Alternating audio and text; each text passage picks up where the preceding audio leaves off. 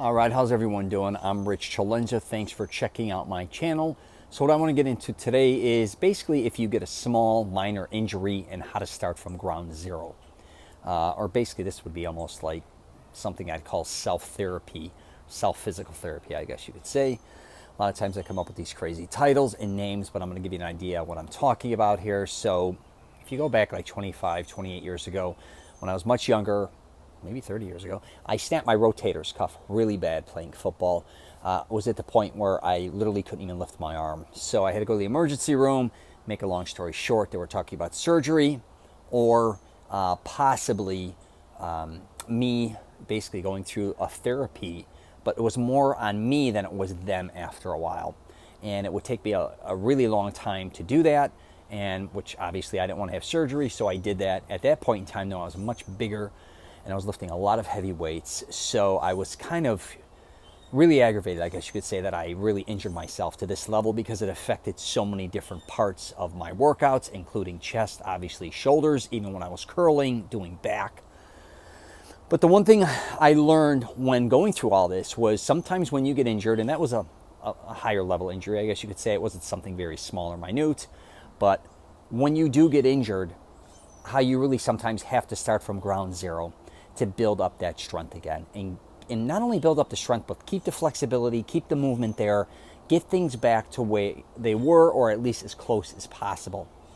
And I'm always talking on my videos about really preventing injuries. So that's one of the things I really want people to always concentrate on more than anything when working out is if you plan on working out for the rest of your life or long term, you have to realize everything you're doing to your body, are you building it for strength, power, but also are you damaging it? So you need to make sure you're not injuring your body. But back to my situation, so when I ended up doing all these different types of things that they showed me, it took me about 6 months to get back to where I was. But one thing I also did regarding that was after injuring my shoulder, I still did all my other workouts the best I could. I'd still do chest, I would just do it with one arm. If I did shoulders, again, I would do presses only on this side. If I did back, I still always did legs. So I kept my workout regimen going throughout the entire process. But it took me about 6 months really to get my shoulder back to close to where it was. And then from there on out, truthfully, I was never really as strong as I once was to a certain degree regarding certain movements. That was just a reality. Now I'm gonna fast forward like 10 years. I even got a little heavier. In some areas of my body, I got a lot stronger, not necessarily in my shoulder area, but I started to get this excruciating pain once again. So I went to see a specialist in Orlando, Florida, who did the Predators and the Orlando Magic, and he specialized in shoulders because a lot of basketball players have shoulder injuries, I guess, from whatever they do, from lifting or just doing rebounding and all these different types of things. And he gave me two options. He basically said, I'm going to give you a couple cortisone shots. We're going to see how that goes, and then we're also going to maybe look into surgery. Again, didn't want to go the surgery route, either did he. So he gave me the two cortisone shots, which was a game changer. But the one thing I did was I went back to my roots a little bit. I said, I'm going to go back to ground zero like I did the first time I damaged this. I'm going to do all these different type of movements I did during my workouts. So back then it was basically some rubber band stuff, all these different stretch movements, different things with dumbbells, very lightweight, and staying away from it and avoiding a lot of different exercises that I knew was putting a lot of pressure on my shoulder. And that took me about another 6 months as well. But what happened was I started to get, recover. I think if I didn't do that, even after the cortisone shots, kind of just jumped right back into it, even though I felt good, I would have ended up either re-damaging it or even damaging it even worse. And I think this happens with a lot of people. Now, when I talk about recovering from injuries, I'm talking smaller injuries here. If you've ever been injured, or if you've had a huge injury or something very drastic, you obviously have to go to the hospital. You have to do whatever you have to do. That could be surgery or whatever they recommend for you to do and whatever you accept, obviously.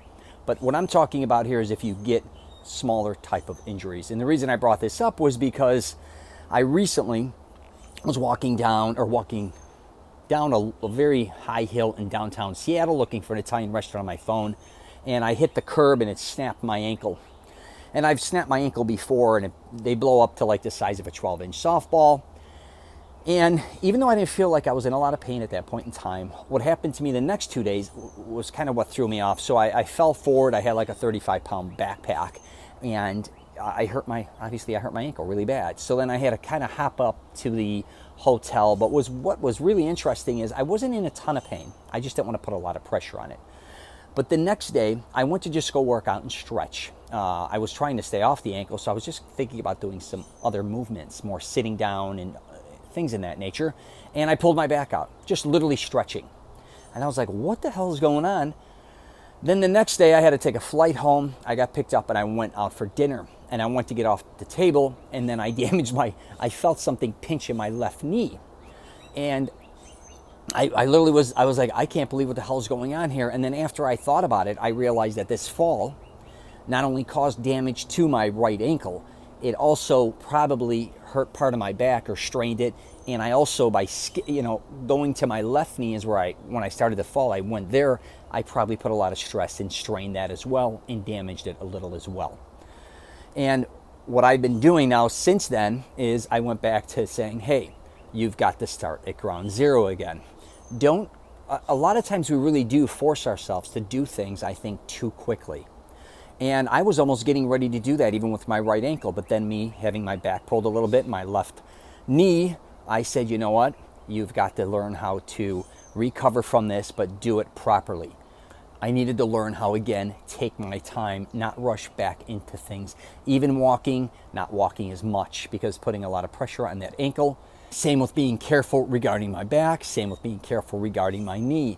So not that I've been babying it, but I just kind of went back to my roots and said, let's just start working out. But when we're doing it, especially for your legs right now and lower back, let's start light.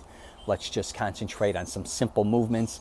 Let's start, properly stretching again and not rushing through things. So I just wanted to do a video on this. So if you get injured, first off, if it's a small injury, do your research, study. Even if you go to the doctor, a lot of times they're going to give you some ideas on, how to recover and things like that. But take really the initiative to watch videos, read a lot about it.